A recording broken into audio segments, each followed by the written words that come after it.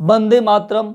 Vande Mataram student, आज मैं एक नया टॉपिक ज्योमेट्री ज्यामिति से स्टार्ट कर रहे पार्ट 1 का कंसेप्ट क्लियर करने जा रहे हैं, लेकिन एक सराहना अंदाज में कहना चाहते हैं कि बातों के जख्म बड़े गहरे होते हैं साहिबे, बातों के जख्म बड़े गहरे होते हैं साहिबे, कत्ल भी हो जाते हैं, कत्ल भी हो जाते और खंजर भी नहीं दिखते हैं साहिब, नहीं दिखते हैं साहिब।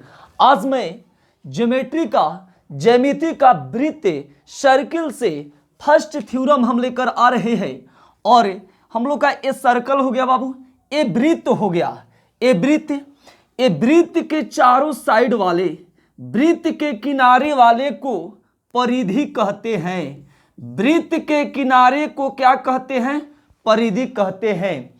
वृत्त के मध्य बिंदु सेंटर को, यानी कि इसको मध्य बिंदु को केंद्र कहते हैं। मध्य बिंदु को क्या कहते हैं? केंद्र कहते हैं। किसी वृत्त में केंद्र बिंदु से परिधि पर टच करे, किसी वृत्त में केंद्र बिंदु से परिधि पर टच करे तो वो त्रिज्या होता है। याद रखना है कि ये सेंटर ओ हो गया, केंद्र बिंदु से परिधि पर कहीं भी, केंद्र बिंदु से परिधि पर कहीं भी टच करे वो त्रिज्या कहलाता है। और किसी दो परिधि के बीच का मिलान को जीवा कहते हैं। इसको क्या कहते हैं? जीवा कहते हैं। वृत्त के सबसे बड़ी जीवा को जो केंद्र से गुजरते हुए दोनों परिधि को टच करे उसे व्यास कहते हैं। उसे क्या कहते हैं? व्यास कहते हैं। यानी यहां पर फर्स्ट ऑफ ऑल कि केंद्र को बाबू यहां से केंद्र बिंदु, यहां से केंद्र से परिधि पर टच करेगा वो त्रिज्या होगा, और वृत्त के साइड वाले, पूरे साइड वाले को परिधि कहते हैं। परिधि कहते हैं। किसी परिधि पर दो बिंदुओं को मिलाने वाली बिंदु को जीवा कहते हैं। केंद्र बिंदु से अगर दोनों परिधि को टच करे, केंद्र बिंदु से दोनों परिधि को टच करे वो आपका व्यास होता है, यानी कि व्यास होता है। लेकिन ये भी आपका जीवा है, ये भी जीवा है और ये भी जीवा है। वृत्त के सबसे बड़ी जीवा को व्यास कहते हैं। जो केंद्र से जितना भी दूर रहेगा वो छोटा जीवा का निर्माण करेगा, जो केंद्र के जितना भी पास रहेगा वो बड़ा जीवा का निर्माण करेगा। कोई क्वेश्चन में पूछ दिया कि वृत्त के सबसे बड़ी जीवा को क्या कहते हैं, तब वृत्त के सबसे बड़ी जीवा को व्यास कहते हैं, और व्यास के आधा को त्रिज्या कहते हैं। जो केंद्र से परिधि पर टच करेगा वो त्रिज्या होगा, केंद्र से परिधि पर टच करेगा त्रिज्या प्राप्त होगा। वृत्त के सबसे बड़ी जीवा को व्यास कहते हैं। वृत्त के सबसे बड़ी जीवा को क्या कहते हैं? व्यास कहते हैं।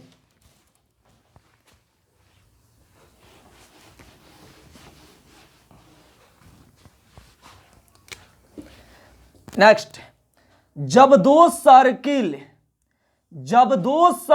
एक दूसरे के अगल बगल हो, जब दो सर्किल एक दूसरे का अगल बगल, जब दो वृत्त एक दूसरे का अगल बगल हो तो कितने उभयनिष्ठ स्पर्श रेखा खींची जा सकती है?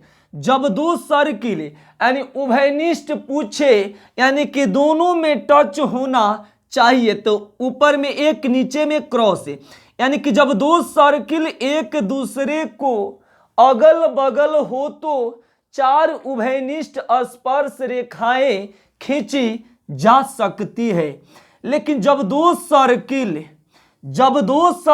एक दूसरे को स्पर्श करती है, जब दो सर्किल एक दूसरे को स्पर्श करती है तो उसमें 3 उभयनिष्ठ स्पर्श रेखाएं खींची जा सकती है। जब दो सर्किल एक दूसरे को काटती हुई, जब दो वृत्त एक दूसरे के काटते हुए कितनी उभयनिष्ठ स्पर्श रेखाएं का खींची जा सकती है? तो बाबू दो। जब दो वृत्त एक दूसरे को काटे तो कितने उभयनिष्ठ स्पर्श रेखाएं खींची जा सकती है? तो ऊपर में एक और नीचे में।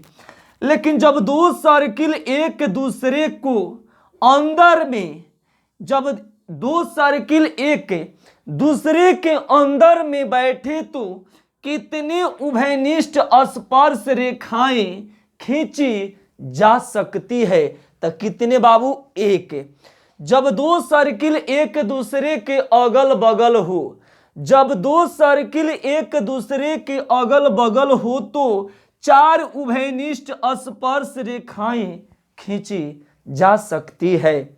लेकिन जब दो वृत्त एक दूसरे को बाह्य रूप से स्पर्श करे, बाहर से टचिंग करे, तो तीन उभयनिष्ठ स्पर्श रेखाएं खींची जा सकती है। लेकिन जब दो वृत्त एक दूसरे को काटते हुए, जब दो वृत्त एक दूसरे को काटती है तो कितने उभयनिष्ठ स्पर्श रेखाएं को खींचती? कितना बाबू? दो। लेकिन जब एक वृत्त एक दूसरे के अंदर बैठ जाए तो कितने उभयनिष्ठ स्पर्श रेखाएं खींची जा सकती है? तो कितना? एक।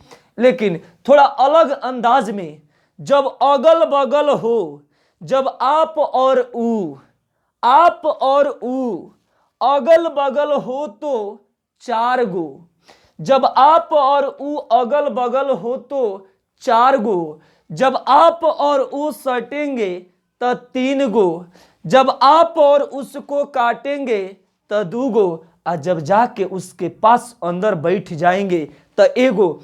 अगल बगल हो तो चला चार गो, अगल बगल का गो? चार गो। जब सटेंगे तो तीन गो, और जब काटेंगे तो दो गो, और जब जाके उसके कोरा में बैठेंगे तो एगो। यानी उभयनिष्ठ स्पर्श रेखाएं की जो होगी बाबू थ्योरम, कभी मत भूलिएगा। जब अगल बगल हो तो चार गो, जब सटेगा तो तीन गो, और जब काटेगा तो एगो, और जब जाके उसके पास बैठ जाएगा उसके आंचल में तो एगो। वीडियो अच्छा लगे तो ज़्यादा से ज़्यादा शेयर, लाइक और कमेंट बॉक्स में कमेंट जरूर करें। अपने दोस्तों और मित्रों में वीडियो को ज़्यादा से ज़्यादा शेयर करें और सब्सक्राइब जरूर करें। नेक्स्ट बाबू, ये आपका वृत्त के सबसे बड़ी जीवा को व्यास कहते हैं। वृत्त के सबसे बड़ी जीवा को क्या कहते हैं? व्यास कहते हैं। ये व्यास हो गया, ये भी एक व्यास है। वृत्त के सबसे बड़ी जीवा को क्या कहते हैं? व्यास कहते हैं।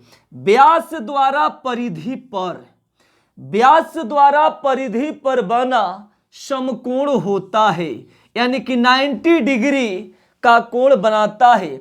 व्यास द्वारा परिधि पर बना कोण, जो कोण होगा वो 90 डिग्री होगा। तो कोण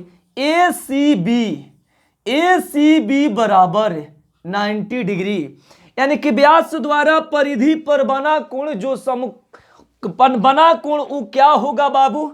यानी कि समकोण होगा, और जब समकोण होगा तो 90 डिग्री प्राप्त होगा। व्यास द्वारा परिधि पर बना कोण क्या होता है? समकोण होता है। व्यास द्वारा परिधि पर बना कोण जो होगा वो 90 डिग्री प्राप्त होगा, 90 डिग्री प्राप्त होगा।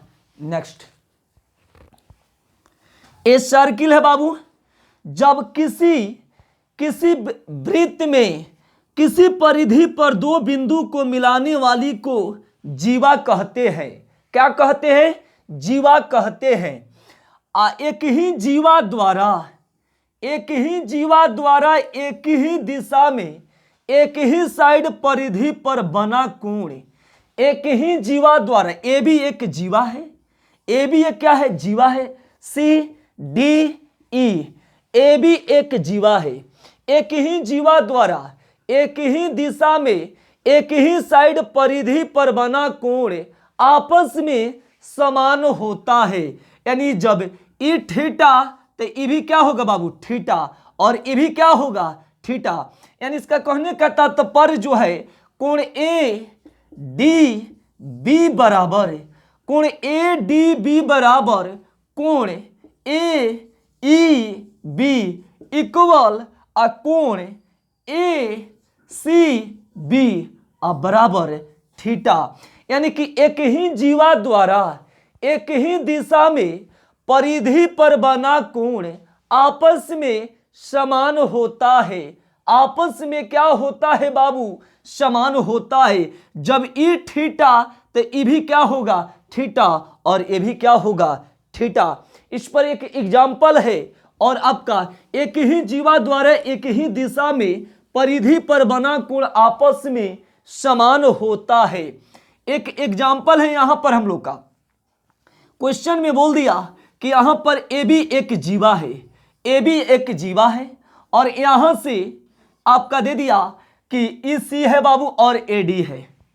यहां पर क्वेश्चन में बोल दिया कि ए 70 डिग्री है, तब कोण ए सी बी बराबर 70 डिग्री, तब कोण ए डी बी का व्हाट? तो एक ही जीवा, ए भी एक जीवा है, एक ही जीवा द्वारा एक ही साइड एक ही दिशा में परिधि पर बना कोण जो होगा आपस में समान होगा। जब ई 70 डिग्री बाबू तो ई भी क्या होगा? 70 डिग्री। इसका जो आंसर प्राप्त होगा 70 डिग्री प्राप्त होगा। इसका आंसर जो प्राप्त होगा 70 डिग्री प्राप्त होगा। वीडियो को ज़्यादा से ज़्यादा शेयर करें बाबू, वीडियो को ज़्यादा से ज़्यादा शेयर करें। एक ही जीवा द्वारा एक ही दिशा में परिधि पर बना कोण आपस में क्या होता है? समान होता है। नेक्स्ट, ए भी एक जीवा है, ए भी एक जीवा है, एक ही जीवा द्वारा केंद्र और परिधि, केंद्र और परिधि बाबू आपका सी हो गया। अगर केंद्र और परिधि का तुलनात्मक हो तो परिधि अगर थीटा तो केंद्र 2 थीटा। एक ही जीवा द्वारा एक ही दिशा में परिधि और केंद्र के बीच का तुलनात्मक जो होगा, यानी परिधि अगर थीटा तो केंद्र 2 थीटा होगा। तो कोण ए सी बी बराबर थीटा, तो कोण ए ओ बी बराबर 2 थीटा। यानी एक ही जीवा द्वारा एक ही जीवा पर एक ही दिशा में केंद्र और परिधि के बीच का जो तुलनात्मक होगा, यानी कि परिधि जब थीटा तो केंद्र क्या होगा? 2 थीटा। तो कोण ए सी बी बराबर थीटा, तो कोण ए ओ बी बराबर 2 थीटा। इसी पर एक एग्जाम्पल है कि जो बोल दिया क्वेश्चन में कि यहां पर जो बाबू ए बी एक जीवा है, ए बी एक जीवा है, और केंद्र में ए बी एक जीवा है, यहां पर सी और ओ केंद्र। यहां पर हम लोग का ये दे दिया 70 डिग्री, यानी क्वेश्चन में बोला कि ए ओ बी बराबर, ए ओ बी बराबर 70 डिग्री, तो ए सी बी का मान क्या होगा? आप फर्स्ट ऑफ ऑल बताइए कि केंद्र अगर 2 थीटा हो तो परिधि क्या होगा? थीटा होगा। यानी केंद्र 2 थीटा हो तो परिधि थीटा। केंद्र और परिधि के बीच का तुलनात्मक हाफ होगा। आप बताओ कि जब केंद्र 70 डिग्री हो तो परिधि उसका आधा होता है, परिधि उसका क्या होता है? आधा होता है। तो 70/2 इसका जो आंसर होगा 35 डिग्री प्राप्त होगा। इसका आंसर जो होगा 35 डिग्री प्राप्त होगा। इसका आंसर जो होगा 35 डिग्री प्राप्त है। एक और एग्जाम्पल है जिसको बहुत अच्छा एग्जाम्पल है बाबू, सी का मान 40 डिग्री, सी का मान बिना पेन का इसको उड़ा दीजिए। एक बात बताइए, परिधि पर कितना डिग्री? परिधि पर 40, तक केंद्र आपका 80। तो बताइए कि ए ओ बी बराबर कितना डिग्री? 80 डिग्री। परिधि से केंद्र क्या होता है? दुगुना। कब? जब एक ही जीवा से एक ही दिशा में निर्माण होगा तब। जय हिंद, जय भारत।